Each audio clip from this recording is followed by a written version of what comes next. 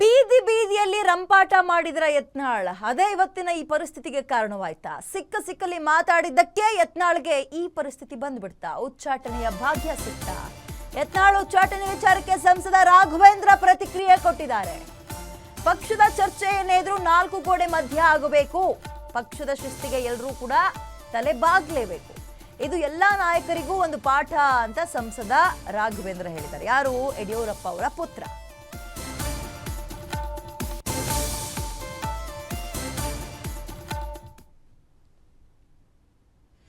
ಕಳೆದ ಒಂದು ವರ್ಷದಿಂದ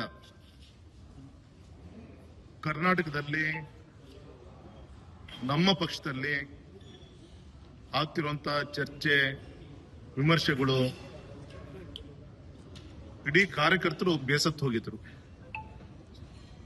ಆದ್ರೆ ಶಿಸ್ತಿಗಿಂತ ಯಾವುದು ಕೂಡ ಆದ್ಯತೆ ಅಲ್ಲ, ಶಿಸ್ತಿಗೆ ಎಲ್ಲರೂ ಕೂಡ ತಲೆ ಬಾಗಬೇಕು ಅಂತೇಳಿ ನಿನ್ನೆ ಕೇಂದ್ರದ ಶಿಸ್ತು ಸಮಿತಿ ನಮ್ಮ ರಾಜ್ಯದ ಕೆಲವು ನಾಯಕರುಗಳಿಗೆ ನೋಟಿಸ್ ಕೊಡುವಂತ ವಿಚಾರ ಇರಬಹುದು, ಗೌರವಂತ ಯತ್ನಾಳ್ ಅವರನ್ನ 6 ವರ್ಷಗಳ ಕಾಲ ಉಚ್ಚಾಟನೆ ಮಾಡುವಂತ ಪ್ರಯತ್ನ ಕೂಡ ನಿನ್ನೆ ಆಗಿದೆ.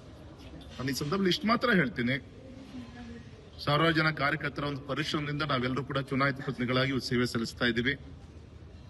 ನಮ್ದು ಏನೇ ಚರ್ಚೆ ವಿಚಾರಗಳೇನಿದ್ರು ಕೂಡ 4 ಗೋಡೆ ಮಧ್ಯೆ ಆಗ್ಬೇಕಾಗಿತ್ತು. ಬೀದಿಗೆ ಬಂದು ರಂಪಾಟ ಆದಂತ ಒಂದು ಫಲ ಇವತ್ತು ಈ ಸ್ಥಿತಿಗೆ ಅನಿವಾರ್ಯವಾಗಿ ತೆಗೆದುಕೊಳ್ಳುವಂತ ಪರಿಸ್ಥಿತಿ ಬಂದಿದೆ. ಇದು ನಮ್ಗೆಲ್ಲರೂ ಕೂಡ ಪಾಠ, ಚುನಾಯಿತ ಪ್ರತಿನಿಧಿಗಳಿಗಿರ್ಬೋದು, ಎಲ್ಲರೂ ಕೂಡ ಈ ಒಂದು ಚೌಕಟ್ಟಲ್ಲಿ ಸಂಘಟನೆ ಶಕ್ತಿ ತುಂಬುವಂತ ಕಾರ್ಯ ನಾವೆಲ್ಲ ಕೂಡ ಸೇರಿ ಮಾಡಬೇಕಾಗಿದೆ. ಪ್ರಧಾನಮಂತ್ರಿಗಳು, ರಾಷ್ಟ್ರೀಯ ಅಧ್ಯಕ್ಷ ನಡ್ಡಾಜಿ ಅವರ ನೇತೃತ್ವದಲ್ಲಿ ಇಡೀ ರಾಷ್ಟ್ರದಲ್ಲಿ ಪಕ್ಷವನ್ನ ಇನ್ನೂ ಕೂಡ ಕಟ್ಟುಮುಟ್ಟಾಗಿ ಕಟ್ಟಬೇಕು ಅಂತೇಳಿ ಎಲ್ಲ ರೀತಿಯ ಶ್ರಮವನ್ನ ಈಗ ಹಾಕ್ತಿರುವಂತ ಈ ಸಂದರ್ಭದಲ್ಲಿ ಅದಕ್ಕೆ ಪೂರಕವಾದಂತಹ ಕೆಲಸ ನಮ್ಮ ಕರ್ನಾಟಕದಿಂದ ಆಗ್ಬೇಕಾಗಿದೆ.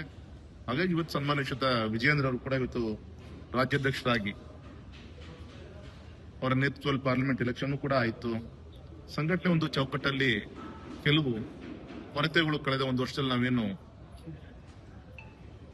ಬಹಿರಂಗವಾದಂತಹ ಚರ್ಚೆ ಇತರ ಮುಖಾಂತರ ಪಕ್ಷಕ್ಕೆ ಡ್ಯಾಮೇಜ್ ಆಗ್ತಾ ಇತ್ತು, ಅದನ್ನ ಸರಿಪಡಿಸಿಕೊಂಡು ಎಲ್ಲರೂ ಕೂಡ ತೆಗೆದುಕೊಳ್ಳುವಂತ ದೊಡ್ಡ ಸವಾಲು ರಾಜ್ಯಾಧ್ಯಕ್ಷರ ಮೇಲೂ ಕೂಡ ಇದೆ.